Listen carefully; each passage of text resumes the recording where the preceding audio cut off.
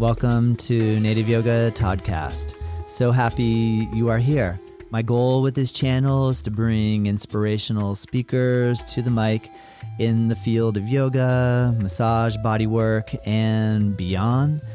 Follow us at Native Yoga and check us out at nativeyogacenter.com. All right, let's begin.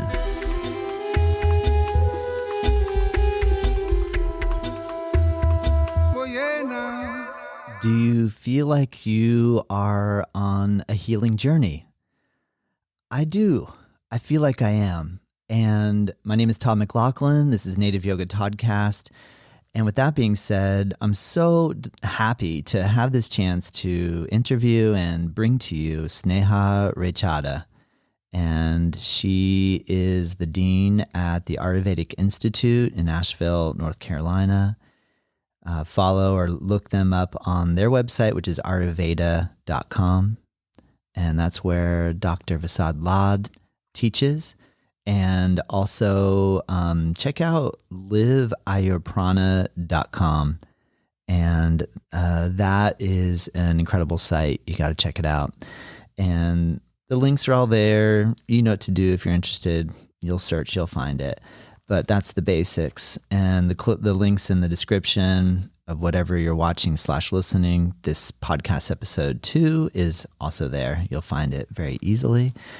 And I think that you are going to hear and feel what this healing journey can bring, because I really got a sense from talking with Sneha that she's doing the work and is at a point where she is able to share and teach like authentically.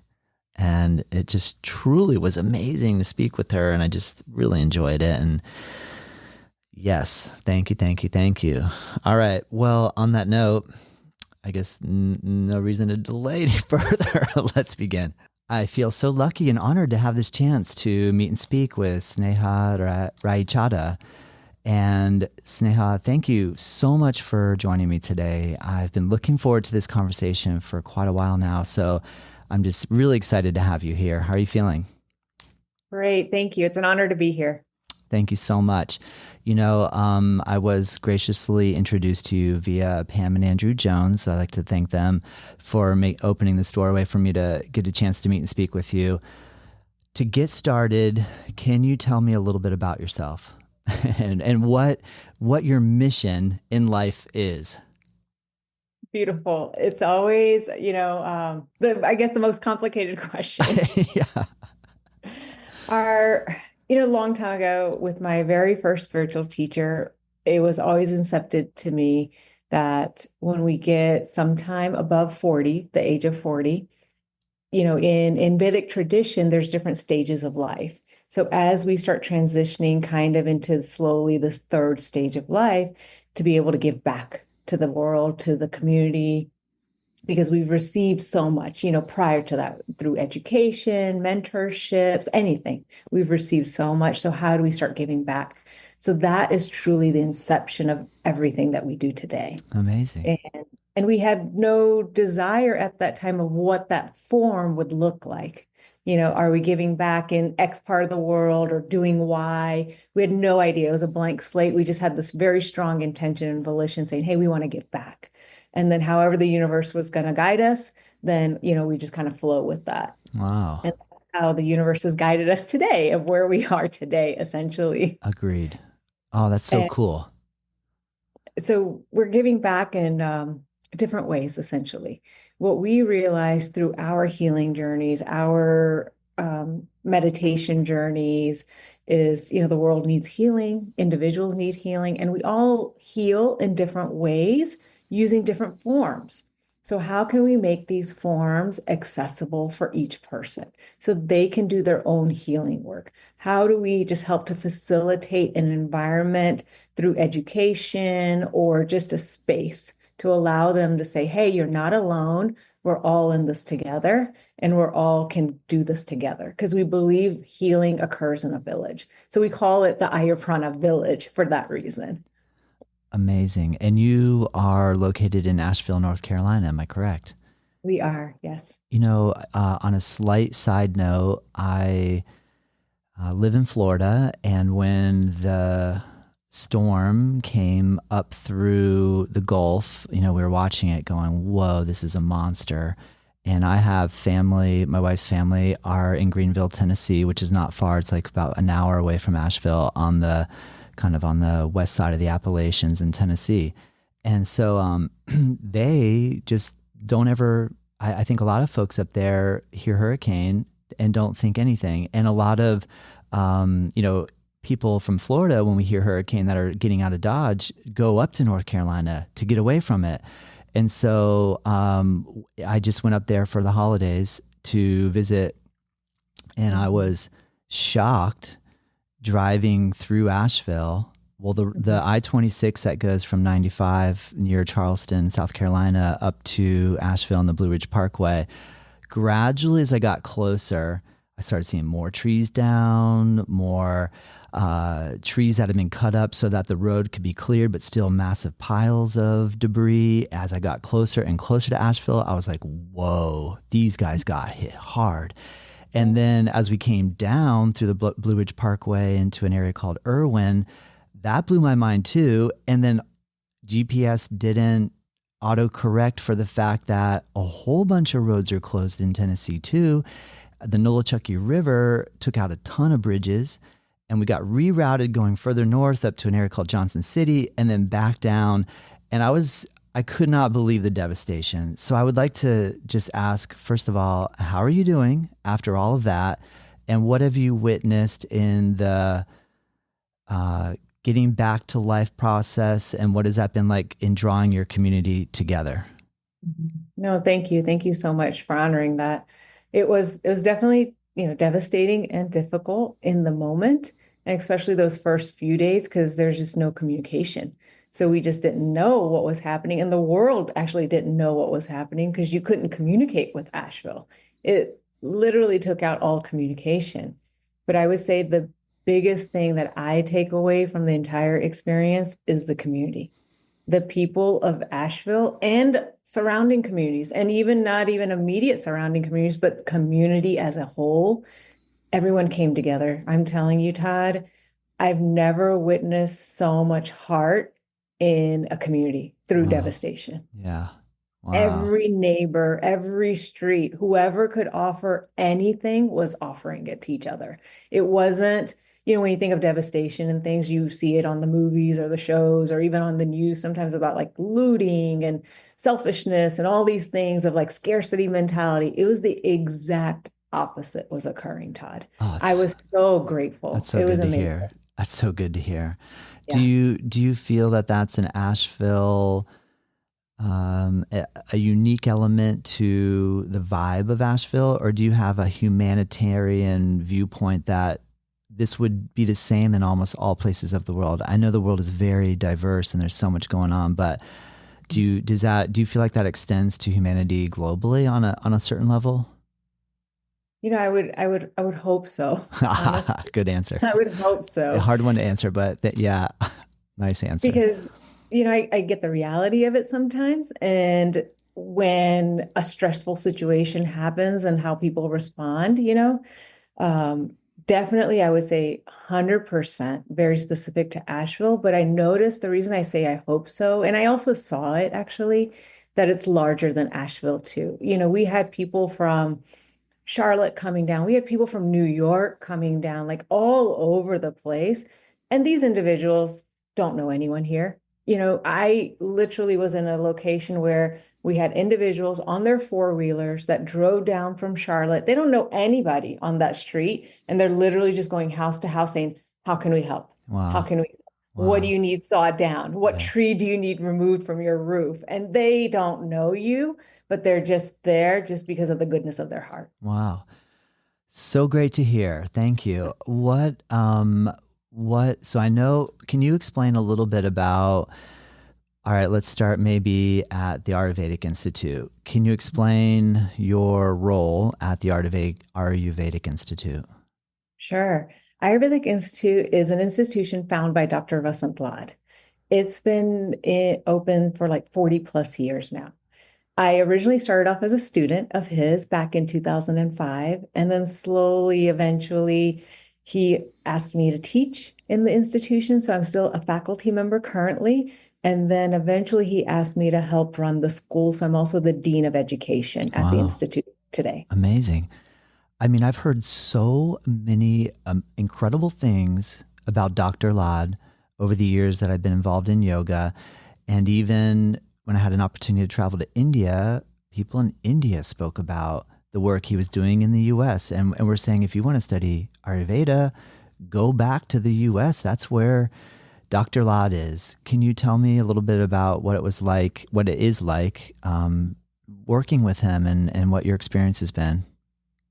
Definitely. I would say that my biggest takeaway is the compassion that he shows in every moment, Todd. Like everything that he is teaching his students, he is living moment to moment.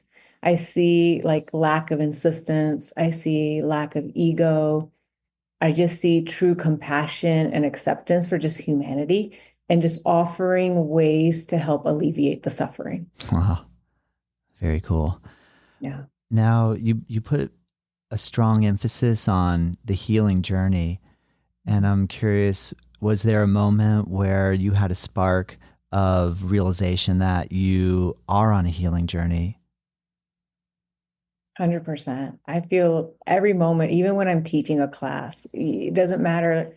I feel like I'm just a student with everyone there, and we're just discussing and healing each other. Anytime we're talking about anything, it's just like a mirror reflection of what is happening. What are things that I've digested that I can just share from an experiential standpoint as a faculty member to the students?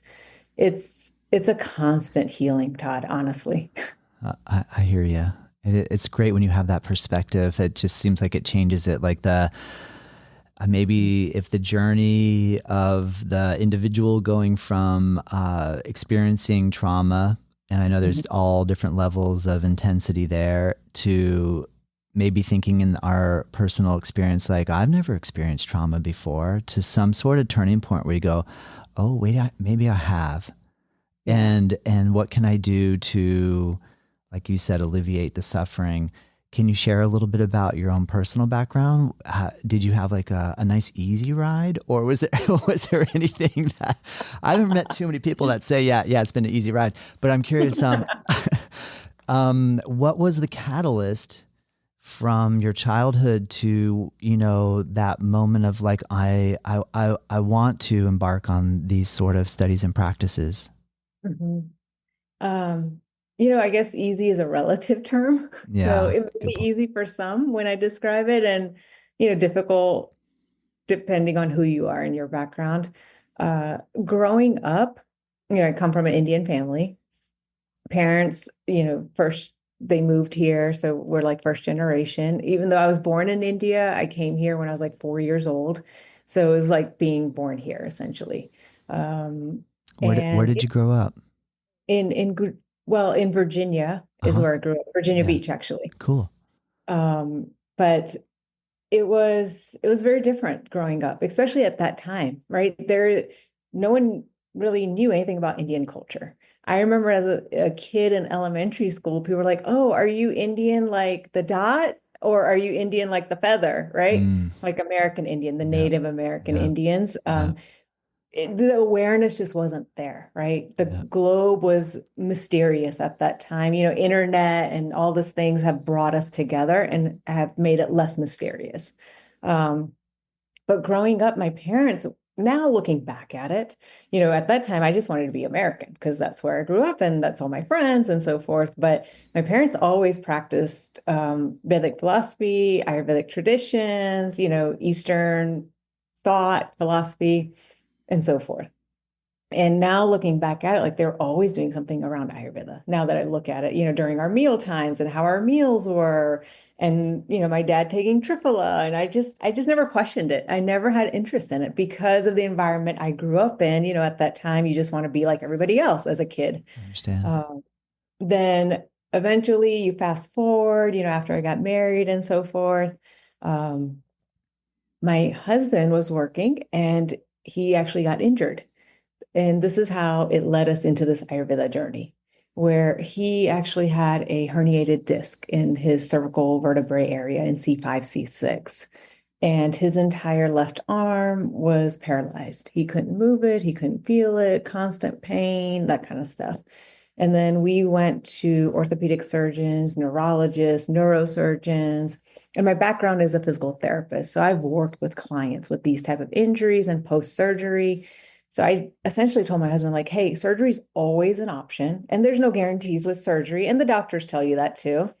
And then a friend of ours was like, hey, there's this alternative doc up in New Mexico. And we lived in West Texas at that time. And he's like, if you want to go check it out, you may want to go. And I was like, okay, well, it doesn't hurt. It can't be anything worse. So then I guess to appease me, because he just wanted to get the surgery and get it done and move on with life kind of thing. Yes. To appease me, he's like, okay, let's go. And at that time, that was Dr. Lad, essentially, up in New Mexico, in Albuquerque at that time. They happened to have a cancellation. So he was able to get in, and he did panchakarma for 2 weeks. There had to be a cancellation for 2 weeks. At the end of that panchakarma, Todd, which is like the Ayurvedic cleansing detox program, he started noticing a difference. He started feeling sensation back in his arm. His pain levels went down. So I was like, wow, there's something to this. Yes. And then we just simply just started, following the protocol, where we just made some modifications, simple tweaks to our diet. We were taught some simple breath work exercises and stretching yoga exercises. We followed that, and an herbal protocol, like a natural supplemental herbal protocol. We followed that for a full year. And then after that, we just continued doing panchakarma twice a year minimum, just because of the way our life was and when we could do it. But after 1 year of following that protocol, I'm not exaggerating, Todd, like his feeling is back. He can move his arm, sensation is there, no pain. And it was like this miracle had happened, but there was a science behind it. Yeah. And then that's where I was like, I need to go study this. Having the physical therapy background, just seeing the wonder that happened with simple stuff, nothing invasive. I was like, I need to figure this thing out. How the heck did this happen, basically? Very cool. Yeah. That's amazing. And you already had an interest in human body mechanics, physiotherapy, all these elements, like you said, from physical therapy.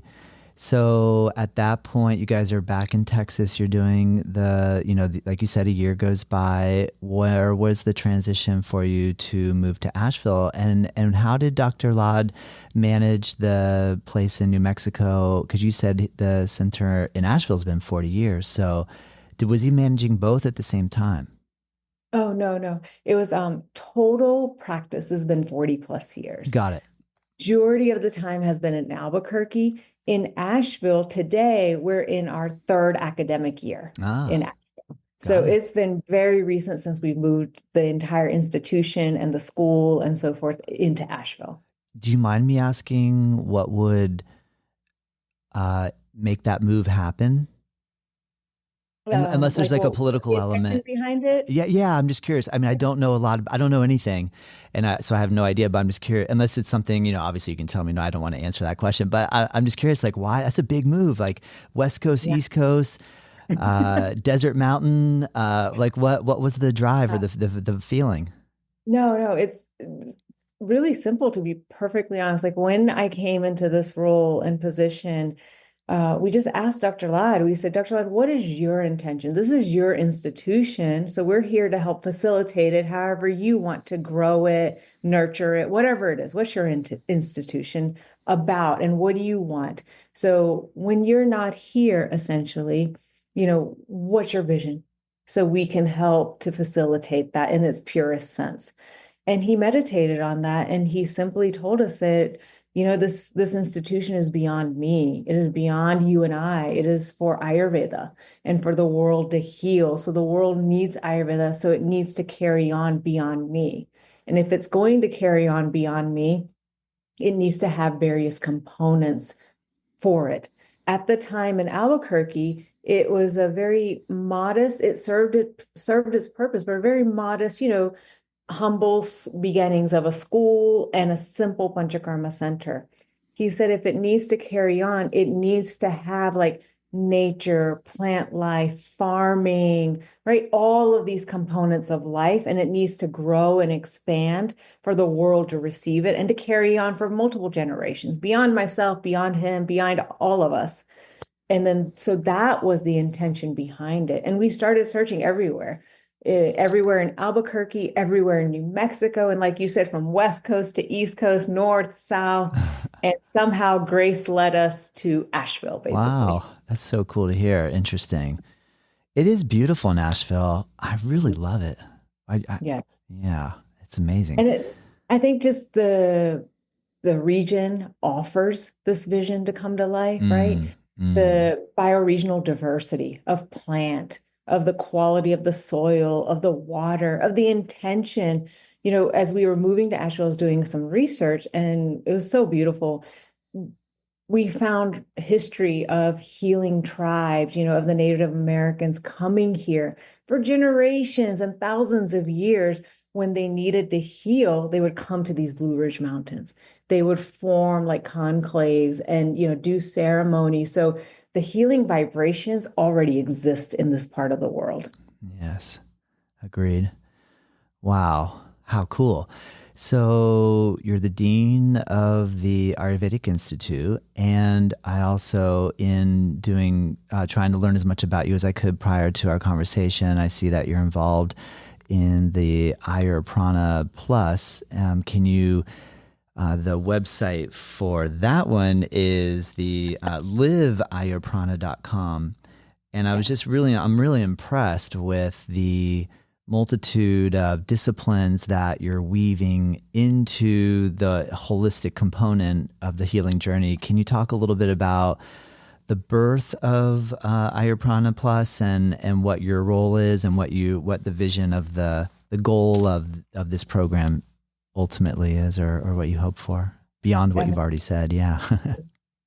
No, we call it, you know, the village, essentially, like what you're saying, because there's so many different facets or aspects to it, just like there's so many different aspects to us and our healing journeys, right? Sometimes I may need nutrition to heal myself and heal my body. Sometimes I may need inspiration to heal myself. I may need mental, emotional inspiration, right? I may need physical inspiration and movement, right? I may need to just get out there and work out or do some sort of movement flow. So we thought about this, and grace, again, I always, you know, attribute it to grace. None of us are smart enough to do any of this alone. And essentially, what we've done with this village is offer all these different components. Because, like you and I, yes, we have so many similarities from a humanity standpoint, but then through our healing journeys, our experiences, they're so diverse. And so our needs will be diverse as well. So we wanted to offer that for individuals, whether it's through education, through healing things like panchakarma and therapies and hands-on things, through nutrition, through cooking classes, through yoga and yoga classes, through music, right? When we go and listen to music, I don't think about the person sitting next to me, if they're Democrat or Republican, or if they're white or black, or, you know, where they are from the world. You just get engrossed in the music, right? And it allows such beautiful healing intentions and vibrations to occur. So we even have music as a component of this village too.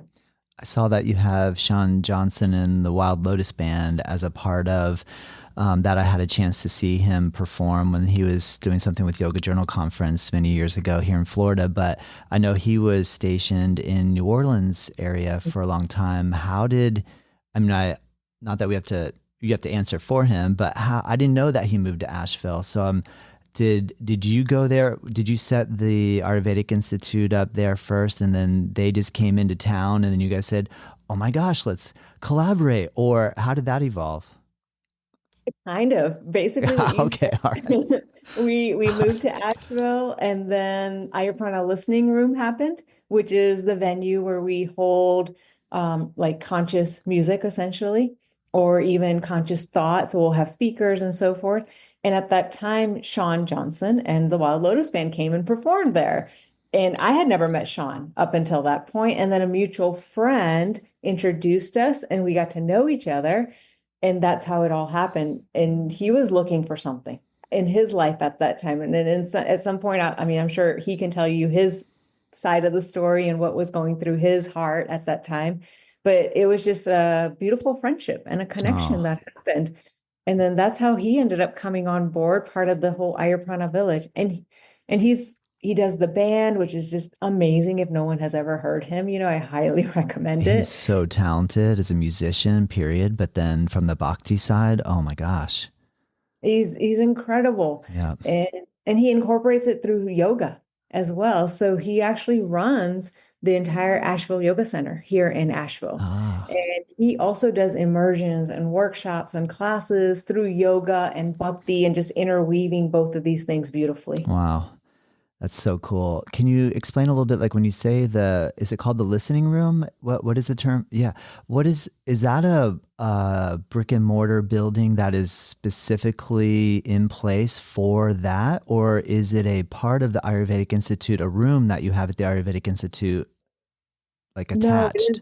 it is a separate brick and mortar building located like almost separately from the Institute off of Wow. Hayward, essentially in Okay. Asheville. Okay. But it is a beautiful venue. And we Wow. called it the listening room because we like everyone to come there to listen, not only to like beautiful music and speakers, but come there to listen to ourselves, right? Create that space where we can hear that inner voice, that inner guidance. So we called it the listening room for that reason. Wow. And then I noticed that you've also teamed up with Dharma Mitra from the Dharma Yoga Center in New York City. How did that collaboration come into play? That's because of beautiful Andrew and Pam. Uh, Ah, they are just beautiful devotees of Dharma Mitraji. And I mean, he's amazing. He's such a beautiful, humble soul. And same thing, we had a beautiful connection with Andrew and Pam. We still do. We love them. And then they introduced us and help make that possible, essentially. wow. I like that you brought up the grace element in that you're saying, whoa, like we had a vision, didn't know what it would look like. It's coming to this point here. And then I think just your presentation on that website is just so professional. So I was looking at it going, oh gosh, these guys are good. This looks really amazing. So well done. I'm really excited to hear all that. Thank you for sharing all that information, because those were questions I was just like, how did this come together? Like, this is a really neat collaboration. Can you tell me a little bit about the release of this podcast is December 27th. So we're right coming up on the new year of January 2025.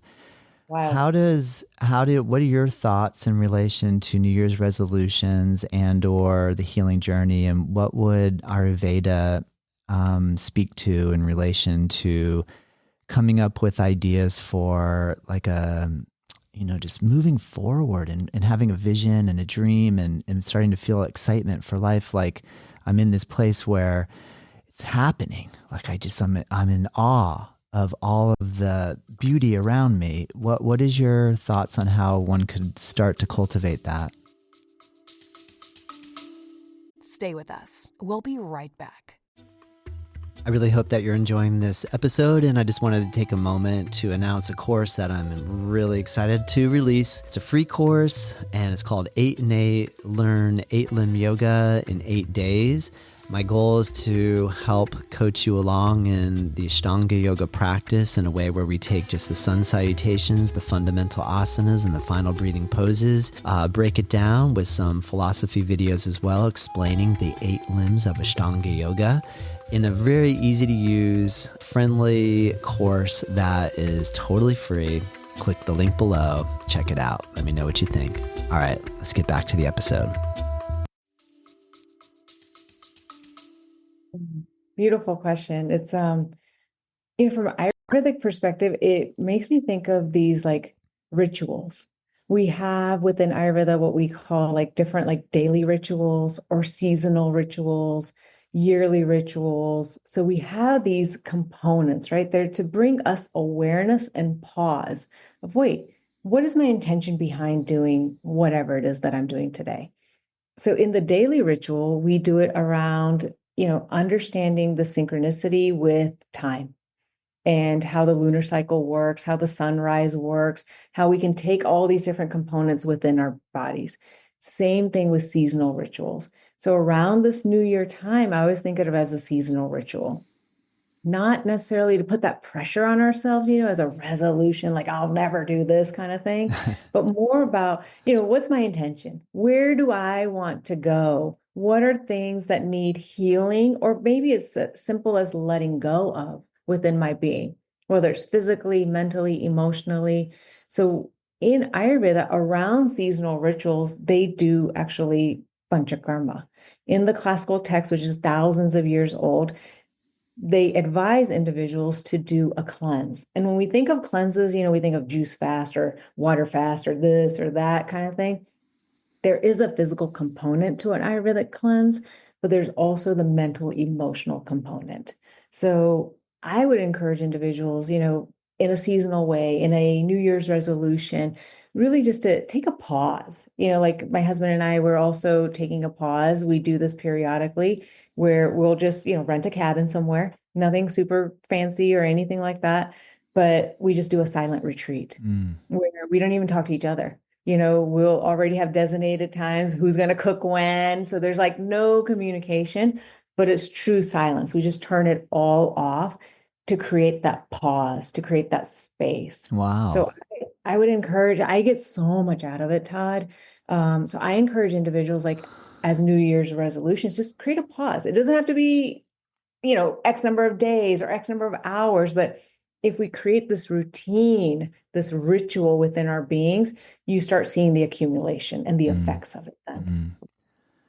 That makes me think, I have my wife and I have 2 children. Like even if we took an hour on some day and said, I like the fact that you guys come up with, okay, I'll do breakfast, you do lunch, and then, if we're not having dinner or whatever, and like have everything kind of organized and then just hang out and just be quiet. That would be, I think my kids would, I think as a family, it would be pretty cool. And like, even like you said, an hour, a half hour, but it's a conscious, let's turn everything off.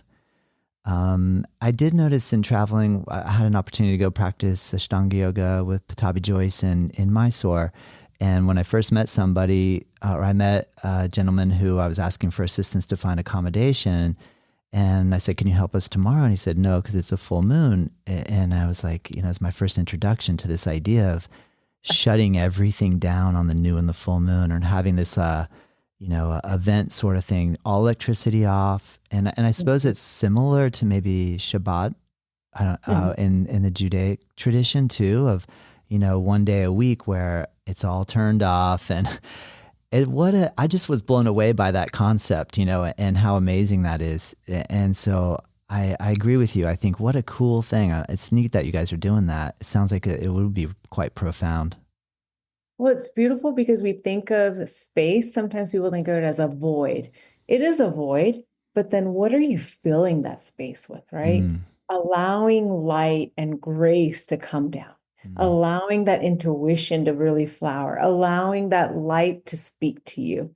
Because if I don't have the space, then it just gets cluttered up with everything else, right? Yeah. You have this thought and this checklist and that appointment, but it's just, we all need that. Good point. Do you feel though, sometimes when you go in places of silence, it's not always easy? Definitely. Because we're painting a very rosy picture, but it's, for me personally, right, it's different for each person. Yeah.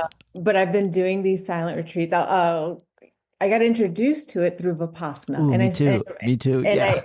And I practice it, right? I love Vipassana. It is life transformational for me. And whenever I can't go to a formal Vipassana course, sometimes it's hard to schedule it in our schedules. So this is how my husband and I will do it internally, just individually, essentially. Yeah. I thought you must have done a 10-day retreat based off of the way you guys organized your silent retreat that you're taking together. Yes. We've been doing Vipassana. We got introduced to it back in 2000, and we've been doing it ever since. Oh, so I mean, I know it's not a bragging thing of like, hey, I did this many courses, or I know like there's a humility around Vipassana, but I am curious, if you've been at it for that long, have you gone for the longer courses, 20-day, 30-day? I have. Oh, oh, Yeah. oh, And it's just, oh, it, what level have you taken it to? What's the longest course you've sat? I've done several 30-day courses, and then Wow. Oh my I put gosh. an intention out there. I feel like I'm ready. Each individual, like this is nothing that can be forced or anything like that. And I feel now I am ready, and I put the intention out there in the next couple of years to be able to do a 45-day Yeah. uh, course. And it's like what you said, it is not rainbows and roses, my friend, but the result is rainbows and roses, and it is worth it. It is worth every minute of it. Huh. Uh, the first few days, I would say the first week or so in some of those longer courses, it is just watching the chatter that is occurring. And then finally the chatter slows down and you're really then getting deeper and deeper into that process. Oh my gosh. Wow. Yeah, the longest I've made is the 10-day, and I did get a chance to do the 8-day Satipatthana Sutta course because I was hoping to head down the direction, and then kids and having children, and I've just had to put all that on pause, but I still practice, but on a very smaller scale, but I have big respect for the discipline that goes into working to this what you're talking about. For Amazing, me, Sneha. Yeah.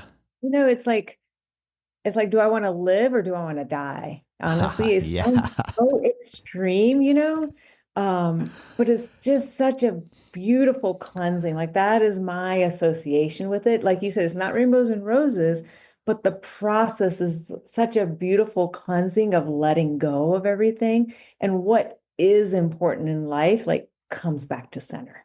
We have to service our cars. Like your car will break down if you don't service it, right? You have to take it into the mechanic and do it. Same thing. It's like we have to take this being into the shop and do it. We got to put the work in. Otherwise, eventually we will break down. Wow. Agreed. How have you been able? So I remember the first time I got a chance to go to a Vipassana course. The instructions are very clear, very the the guardrails are very Mhm. stable, and so they were no yoga, no practicing yoga. And Yeah. at first, I was kind of like, "Oh, this will actually be really nice." Like just let it all go. Or if I'm used to chanting on a rosary and let Mhm. it go. Let all your practices go and give this true trial and see what comes out of it. Yeah. How have you integrated your this other, I don't want to say other because it's not really other, it's all one big healing journey. But have you found it very easy to integrate all these other components like bhakti yoga, Ayurveda yoga, and be a devoted Vipassana meditator as well? How has that looked for you? Yeah. In Vipassana, one of the biggest things is like watching, right? Not reacting and watching. What is happening? What is that discharge that is happening? Whatever it may be. Sometimes it may be joy, love, laughter. Sometimes it may be anger, irritation, whatever, sadness. And I feel that all of this is similar, Todd. Yeah. Uh, whether it's bhakti that's coming out, right? Just watching it and not being attached to it because the next moment will be different. That's the biggest thing that I take away from Vipassana and being able to integrate anything that is happening in my life. Yeah. Good answer. Amazing. What projects? So you're the dean of a school. I imagine this takes a lot of administrative skill because students are applying, applications are coming in, you're processing applications, and then there's the just organizational components. What do you feel is your forte?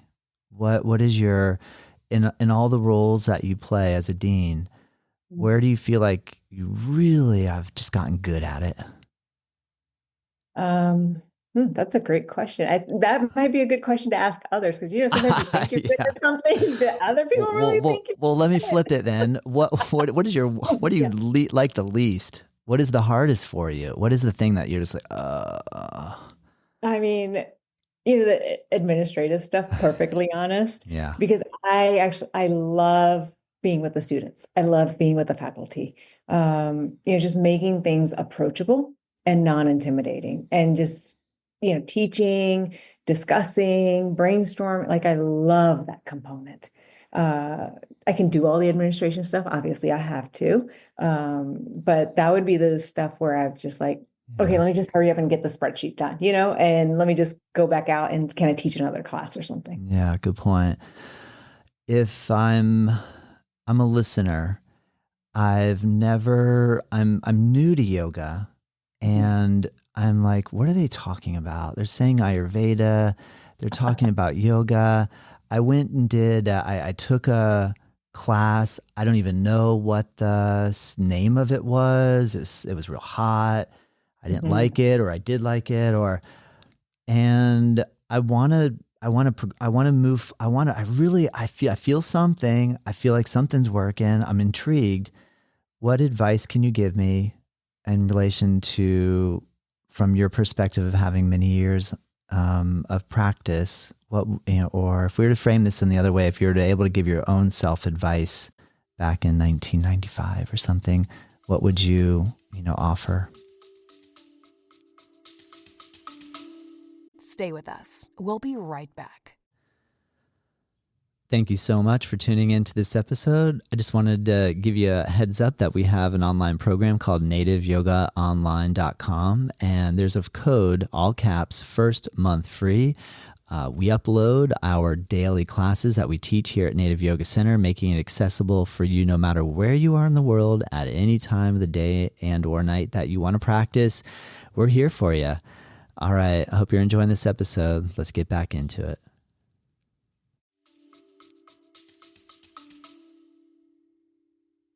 Yoga and Ayurveda, they're considered like sister sciences. Ayurveda officially is defined as science of life.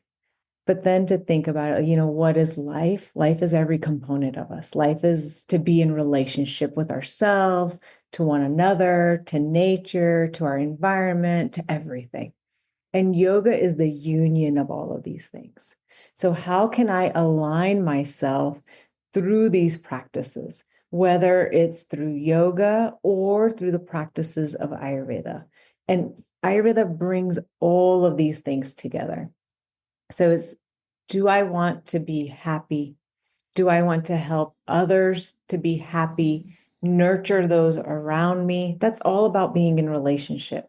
And I feel Ayurveda really offers us a perspective to do this without judgment, without isolation, without saying, I'm better than you, you're wrong, any of those things. It allows us to see each other for where we are, when we are, and then allows us opportunity to say, wait, I know where I am today, but I do want to go over here. I do need to change this one thing in myself.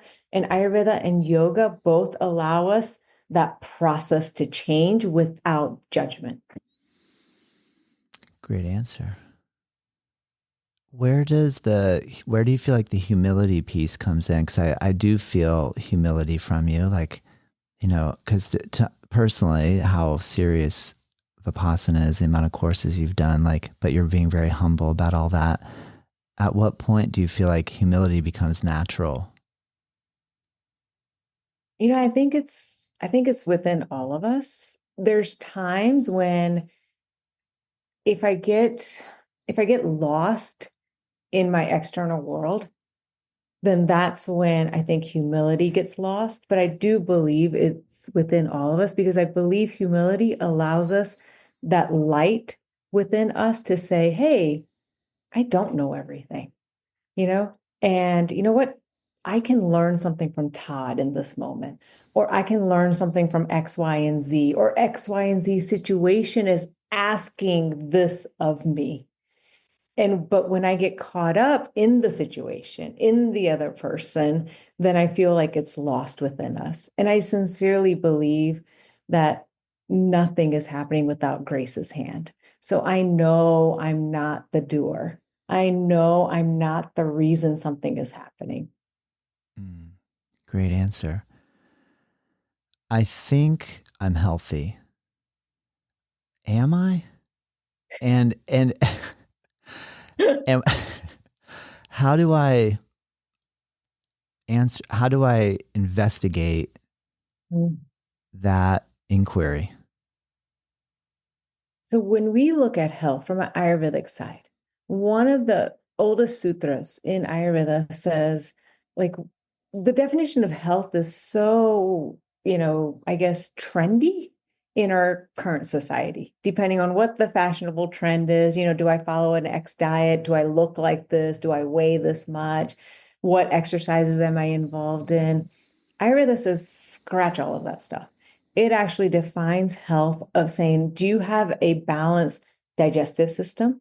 Do you have balanced tissues? Do you have balanced doshas, which we call in Ayurveda Vata, Pitta, and Kapha? And do you have a balanced, like, mental, emotional state? If all these things are in balance and in harmony and are communicating and flowing, you're healthy. That's how Ayurveda defines healthy. It's not lack of disease, which is different than how we define healthy today. I'm not diagnosed with anything, Todd, therefore I am healthy, right? But if I know, wait, I'm not happy in myself, that's not health then. Yeah, that's a good answer. Yeah, I see that. That's great. I like the scrapping the number on the scale. Exactly. Does that allude in the direction of potentially I could be diagnosed with a life-threatening illness and still feel healthy? Definitely. I Because, like that. I like that. Right? Because I have so much fear about, yeah. not fear about, well, I guess I have fear about death. I mean, I just have to be honest. I do. But you know I what mean, I mean? who Like, doesn't? If yeah, people who are real, doesn't? who doesn't? Yeah. And the nervousness and we see so many folks around that are going through so much challenging stuff. And I just have this dream and vision that when and if that sort of thing occurs, I'll somehow be able to navigate it in a way that I'll feel at peace with it. Like, okay, it's okay. I can still still be engaged in life in a way where I'm in awe, even though I'm not sure how to take all of this. So I guess I love that aspect that you're bringing up, that there's potentially I could still have a really crazy thing going on and be able to stand true and honest and say, but I feel healthy. That would be an amazing thing. Do you I see always that? Do you feel that too? Do you see does 100, that make sense? yeah, yeah, totally. Because, even like in today's lifetime, I remember growing up, I don't think I knew anyone that had cancer. Today, it's like every other person is getting diagnosed with cancer? And when I think about like diseases like that, right? Cancers are very extreme, but it could be anything. So many like allergies and gluten sensitivity and all these things. As a kid growing up, we didn't have a lot of this stuff. None of my friends had any of these issues, right? And I always just think back, man, what is going on with us, right? And a lot of it has to do with obviously the pesticides and the environment and all these things, but there's also this mental emotional component. What, like, how am I existing today with the stress of today's lifestyle? Where can I balance that, right? How do I deal with stress? Because if I can remove that aspect from myself, from another human being, and minimize that, I promise you that physical health piece, that Mm. we're always talking about in definition of health will start getting alleviated too. Oh, I see where then, in terms of your vision and what you're sharing with Dr. Lad, in, thinking along the lines, how can this continue, this sort of thinking and understanding about our relationship to the world? How can this continue when we're not here? What is the um, element? And in relation to technology, often when I'm making videos and I'll put them on up YouTube or wherever, I'll be like, man, this is going to be here for a really long time. I mean, as long as electricity is still around, I mean, and all the stuff that goes into you and I, what we're doing, this will be here for a really long time. It could be there'll be this memory, so to speak. I keep, anyway, without going too far down that track, but But then I wonder, will the energy that you're putting out through your words and the vibe, like there's a certain, like, I feel like as humans, we carry it. So do you feel like it's really important to transmit it person by person? Or do you feel this electronic medium could carry it if all humanity did disappear? I don't know if that's too out there of a question, but I guess I'm wondering, when you think about how to continue something further and further, is it as simple as just practice it myself and that's all I need to do? Or is there a mastermind element of like, let's try to make this where it does last? I think it's both, Yeah. Todd, Cool. honestly, right? Yeah. Because if I can't practice it, I can't live it, I can't own it, then what am I sharing Well, with the great world? point. Oh, yeah. And we have to share it also, Yeah. right? Because that was one of the intentions behind this Ayur Prana village and the online component. Yeah. Yes, technology has all these so-called negatives to it, but it also has this beautiful part to it, right? It is allowing us to come closer together as a globe, right? And decrease the mysteries and the unknowns of things. So then how can we use it to facilitate it? Like we have clients all over the world. We have individuals that do consultations, that come see us, that interact with us just like you and I are interacting, that do online home cleanses with us. None of this would have been possible without technology. So I feel like there's this beautiful bridge between both, one-on-one for sure, and definitely keep doing the work in myself because it's really my experience that I'm able to just share with another human being. Agreed. Yeah, good point. I think you're right.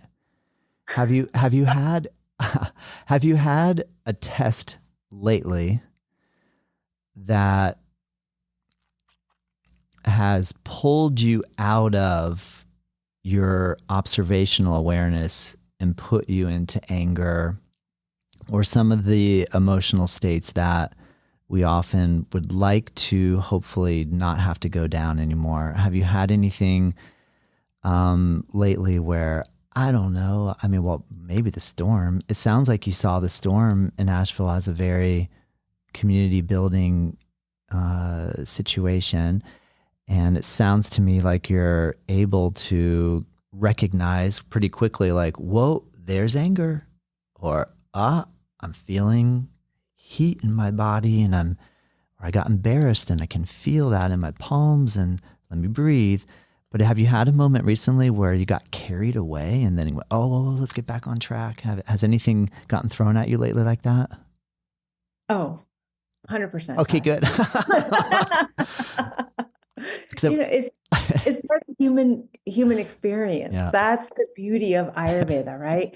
Whether it's anger, sadness, grief, irritation, jealousy, whatever the emotion, whatever label you want to put on it, I think that's the beauty of Ayurveda is we put the label on it as a human being to communicate something.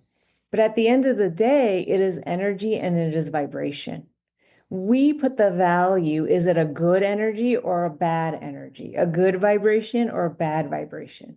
But it is a vibration that is coming out. It is like this discharge that is happening. But then how am I able to observe that discharge but not get caught up in it? Okay, if I get angry at you, I saw like, oh, Sneha got angry at Todd. I can very easily just be like, Todd, I'm so sorry. I just realized I did not mean to hurt you, right? That is part of that human experience, right? Yeah. That can bring about that humility and humanness of saying, wait, there's anger inside of me, right? Or there's this vibration that's coming. And then Ayurveda just says, watch it, let it observe, let it flow. Because the minute I stop watching it, it gets stuck inside of me. And then that's when that disease formation starts happening versus flow it, watch it, observe it, and you'll see it just dissipate. Love it. If I would like to study with you, but I and Dr. Lad, but I'm so busy and I'm far away, how do I do that? Several different ways. So at the school, there's a hybrid program. So you could do it online or you could do it part-time if you wanted to actually go deep into the Ayurveda rabbit hole. Or if you're just like, hey, I just want, a couple of classes, an hour or two, a weekend thing, then the Live Ayur Prana website, we have a variety of different classes, different topics that you can kind of watch on your own or be engaged in it in a live format with a question and answer and build a community as well. So whatever level you want. Cool. When I see the 3 letters CAP, Certified Ayurvedic Practitioner, how many years of study is that, or how many hours? What does that actually amount to in terms of a commitment? Like if I'm thinking, I want to do it, am I thinking like a 1-year program? I know obviously like part-time, full-time, all of that would differ. But if I was a full-time student, what does that sound like or look like? If you're a full-time student, to become a practitioner, it is a 2-year commitment. So, and our classes are usually like 9 to 10 months every year. So it's really a typical school year, like September to May or, something like that. How do some of the students, do they move to Asheville and reside and find a house to rent / buy or apartment and then figure that out like that? Or do you guys help? We do a little bit of both. So we're always raising money for scholarships. That way we can support our students because we're a nonprofit institution, 501(c)(3) for education. So we'll try to raise scholarships and donations to always help support our students. But now that we have this technology, again, another beautiful way to use it is students can be hybrid as well, because we get it. People want to study. They even want to go down that rabbit hole, but they have families, they have lives, they have partners that can't move, they have kids. So this way you're able to study with us via a hybrid program, via online, via part-time, kind of adjust it to where your lifestyle is today. That's cool. If I did it hybrid, then how many times a year would I need to travel to Asheville? You could do it. It's always based on the number of hours required, right? So you could do it within like one full trip if you needed to, Todd. Oh, cool. Or you could break it up into like a couple of trips if you wanted to. Nice. It's a good excuse to have to go to need. Yeah. Exactly. I mean, Asheville is a beautiful place to visit. Like for those that have never been to Asheville, aside from the hurricane, but Correct. it is a gorgeous place, especially I would say 8 to 9 months out of the year. Even in the wintertime, everything, the leaves are dead and everything's dried up, but there's a beauty in that too. But if you're looking for like lush, green, tropical weather, I mean, Asheville is it, my friend. Yeah, it's amazing, right? In the summer, it's sometimes I'll be in the mountains around there in the summer and feel like I'm in Costa Rica or somewhere tropical because it's so much moisture and it's so green and lush. It's so beautiful up there. Yes. Oh man, well, I am so thankful, Sneha, for this opportunity. I've really enjoyed it, and you just are such a great speaker, and I really I'm grateful that I have this opportunity, and I know you're busy. So, in closing, is there anything you'd like to share? I guess around the realm of New Year's coming up, any final words just to leave us with that? Could potentially kickstart us into a new adventure in life. Beautiful. Well, been an honor to be here, Todd. So I'm very grateful as well. So thank you. Thank you for this beautiful invitation. And I would say like just what we were talking about earlier, for anyone that is going through anything, right? We all need healing. You're not alone, first and foremost. We're all going through it. It's not just you. And healing comes in different forms and different times and through different ways. So being able to see that and to receive it. Don't shy away from receiving the healing, whether it's through a friend just giving a beautiful hug or spending a little time, and create that time for yourself because you deserve it. Sometimes in today's society, we don't always think that I deserve something that I'm receiving, and we all deserve it. We all deserve healing. We all deserve love. And at the end of the day, we are love, right? And that's the most important thing for us to remember. Thank you so much. That was great. Thank you, Sneha. Thank you, Todd. It's such an honor. Thank you. Thank you.